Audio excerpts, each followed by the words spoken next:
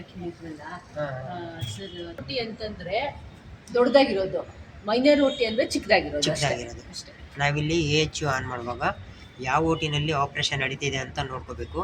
Major ರೋಟಿ ನಡೀತೈತೆ, minor ರೋಟಿಲಿ ನಡೀತೈತೆ ಅಂತ ನೋಡ್ಕೋಬೇಕು. ಈಗ ನಮ್ಮವೆಲ್ಲ ಆಗ್ತಾ ಇರೋದು ಮೇಜರ್ ರೋಟಿನಲ್ಲೇ. ಸೊ ನಾವಿಲ್ಲಿ MCBನ ಮೇಜರ್ ರೋಟಿದು MCB ಆನ್ ಮಾಡ್ಕೋಬೇಕು.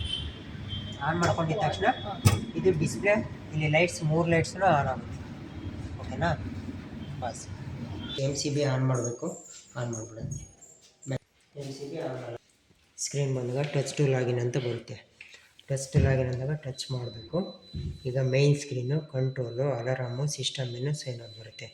ನಮಗೀಗ ಕಂಟ್ರೋಲ್ಗಂತ ಹೋಗಬೇಕು. ಕಂಟ್ರೋಲಿಗೆ ಬಂದಾಗ PL ಲೈಟ್ ಅಂತ ಬರ್ತೈತೆ, ಮತ್ತು ಸರ್ಜಿಕಲ್ ಲೈಟ್ಸ್ ಬರುತ್ತೆ, AHU ಬರುತ್ತೆ. PL ಲೈಟ್ ಅಂದರೆ ಸೀಲಿಂಗ್ ಲೈಟ್ಸು ಆನ್ ಮಾಡೋದು, ಮತ್ತು ಇದು ಸರ್ಜಿಕಲ್ ಲೈಟ್ಸ್ ಅಂದರೆ OT ಇದು ಆನ್ ಆಗುತ್ತೆ. AHU ಆನ್ ಅಂತ ಈಗ ಆನ್ ಅಂತ ಬಂತಲ್ವಾ, ಆನ್ ಮಾಡ್ತಿದ್ದಂಗೆ ಈಗ ರನ್ ಆಗುತ್ತೆ 1-2 ನಿಮಿಷದಲ್ಲಿ. ಇದು ODU ಆಫ್ ಇದೆಯಲ್ಲ, ಇದು ರನ್ ಆಗಿದ ತಕ್ಷಣ ಇದು ಆನ್ ಅಂತ ತೋರಿಸುತ್ತೆ ನಮಗೀಗ. ಮತ್ತು ಸ್ಟಾರ್ಟ್ ಆಯ್ತಲ್ವ, ಸೌಂಡ್ ಬರ್ತೈತೆ ಈಗ. ಸೌಂಡ್ ಅಂತ ಅದು ಆನ್ ಆಗುತ್ತೆ ಈಗ.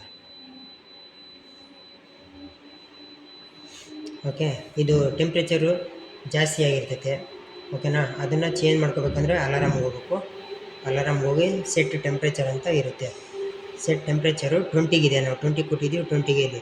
ನಮಗೆ 21 ಬೇಕು, 22 ಬೇಕಂದರೆ ಇಲ್ಲಿ ಪ್ರೆಸ್ ಮಾಡ್ಕೊಂಡು ಎಂಟರ್ ಮಾಡಿದರೆ ಅದು ಚೇಂಜ್ ಆಗುತ್ತೆ. ಓಕೆನಾ? ನಮಗೆ ಕೊಟ್ಟಿರೋದು 20ಗೆ ಮಾತ್ರ ಇರಲಿ ಅಂತ 20ಗೆ ಮಾತ್ರ ಇರಲಿ. ನೋಡಿ, ಈಗ ODU ಆನ್ ಆಯಿತಾ? ODU ಆನ್ ಅಂತ ಬಂದಾಗ ಕೂಲಿಂಗ್ ಸ್ಟಾರ್ಟ್ ಆಗುತ್ತೆ. ಅವಾಗ ಕೂಲಿಂಗ್ ಸ್ಟಾರ್ಟ್ ಆಗುತ್ತೆ. ನೆಕ್ಸ್ಟ್ ಎಲ್ಲ OT ಎಲ್ಲ ಆದಮೇಲೆ AHU ಇಲ್ಲಿ ಆಫ್ ಅಂತ ಕೊಟ್ಟರೆ ಸಾಕು, ಅಲ್ಲಿ ಮೇಲ್ಗಡೆ ಆಫ್ ಆಗುತ್ತೆ. ಆಮೇಲೆ ಅದು MCB ಆಫ್ ಮಾಡ್ಕೋಬೇಕು, ಮೇಲ್ಗಡೆನೂ MCB ಆಫ್ ಮಾಡಬೇಕು ಅಷ್ಟೇ.